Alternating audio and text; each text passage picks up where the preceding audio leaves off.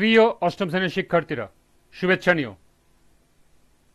আজকে আমি তোমাদের 2025 সালের বাংলাদেশ ও বিশ্ব পরিচয় বিষয়ের নতুন বই থেকে দশম অধ্যায় এর পাঠ 3-এর কাজ সমাধান করে দেব। প্রথমে তোমাদের বলবো, যারা আমার চ্যানেলটি সাবস্ক্রাইব করো নাই তারা আমার চ্যানেলটি সাবস্ক্রাইব করবে এবং আমার সাথে থাকবে। তাহলে চলো আমরা ক্লাস শুরু করি। দশম অধ্যায় পাঠ 3-এর কাজ। কিভাবে জনসংখ্যাকে জনসম্পদে পরিণত করা যায়।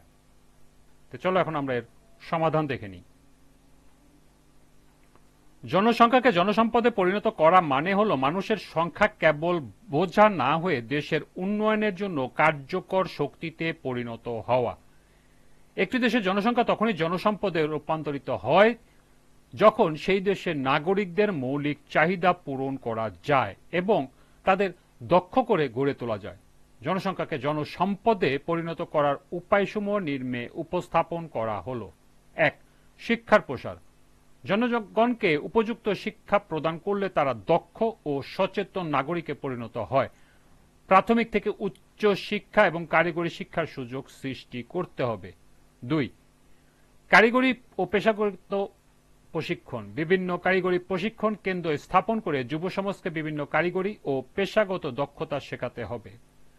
3. কর্মসংস্থানের সুযোগ সৃষ্টি। নতুন নতুন শিল্প কারখানা গড়ে তোলা, তথ্য প্রযুক্তি খাতে বিনিয়োগ বৃদ্ধি, কৃষি ও ক্ষুদ্র ব্যবসায় সহায়তা প্রদান করতে হবে। এতে কর্মসংস্থানের সুযোগ সৃষ্টি হবে। 4. স্বাস্থ্যসেবা নিশ্চিতকরণ। সুস্থ দেহ ভালোভাবে কাজ করা যায়, তাই স্বাস্থ্যসেবায় মান উন্নয়ন করতে হবে। মা ও শিশু স্বাস্থ্যের উন্নয়ন, পুষ্টি নিশ্চিতকরণ ইত্যাদি বিষয়গুলো গুরুত্বপূর্ণ। 5. নারীর ক্ষমতায়ন। নারীদের শিক্ষা ও প্রশিক্ষণের সুযোগ বাড়াতে হবে। তাদের কর্মক্ষেত্রে অংশগ্রহণ নিশ্চিত করলে দেশের উৎপাদনশীলতা বহুগুণ বাড়বে। 6. উদ্যোক্তা তৈরিতে সহায়তা। ক্ষুদ্র ও মাঝারি উদ্যোক্তাদের জন্য সহজ শর্তে ঋণ ও পরামর্শ সেবা দিতে হবে। এতে নতুন কর্মসংস্থান সৃষ্টি হবে এবং জনগণ উৎপাদনশীল হবে।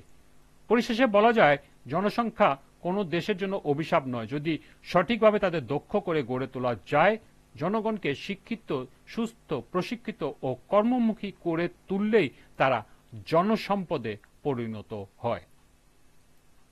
এই ছিল এই কাজের সমাধান। আজকের ক্লাসটি এ পর্যন্তই। সবাইকে আবারও বলছি, যারা আমার চ্যানেলটি সাবস্ক্রাইব করো নাই তারা আমার চ্যানেলটি সাবস্ক্রাইব করবে এবং আমার সাথে থাকবে। সবাইকে পরবর্তী ক্লাস দেখার আমন্ত্রণ জানিয়ে আজকের মতো আমি এখানেই বিদায় নিচ্ছি। আল্লাহ হাফেজ।